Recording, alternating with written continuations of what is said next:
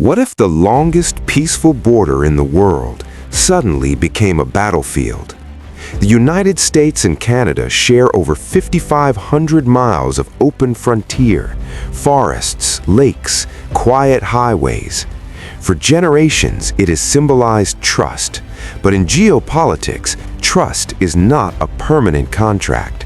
So here's the unthinkable question: what if America turned north?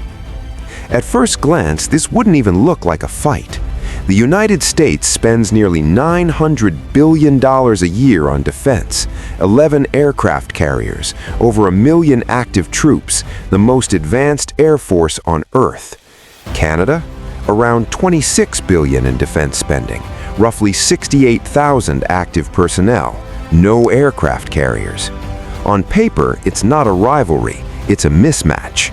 And geography doesn't help. Nearly 90% of Canadians live within 100 miles of the US border. Cities like Toronto, Montreal, Vancouver, economic and political heartbeats, all within rapid strike distance. In the first 24 hours of a full-scale invasion, the United States could likely dominate Canadian airspace, disable key infrastructure, and seize major urban centers. But here's where the story changes, because Canada's real defense isn't about winning on day one, it's about surviving day one. Canada is the second largest country on Earth. Endless forests, frozen tundra, mountain ranges, Arctic wilderness that punishes the unprepared. If overwhelmed at the border, Canadian forces wouldn't stand still, they would fall back, northward, into terrain that doesn't forgive.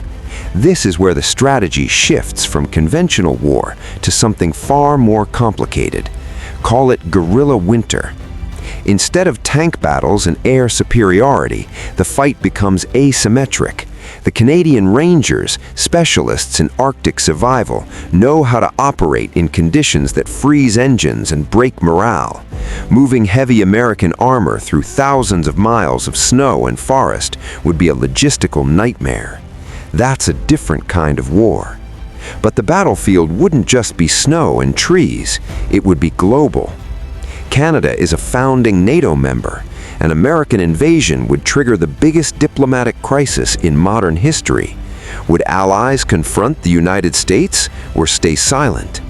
Even without direct military retaliation, economic sanctions and political isolation could shake global markets. The U.S. economy, deeply interconnected with Canada's, would feel the shock instantly. That's not a conventional war. That's a forever war. So, could Canada defeat the United States militarily? Realistically, no. But could Canada survive long enough to make the invasion politically, economically, and morally unsustainable? In the end, victory wouldn't be measured by who crosses the border first, but who can endure the longest. So what do you think? Could the United States truly hold a land as vast and unforgiving as Canada? Or would the North, frozen, resilient, relentless, remain free? Let us know in the comments.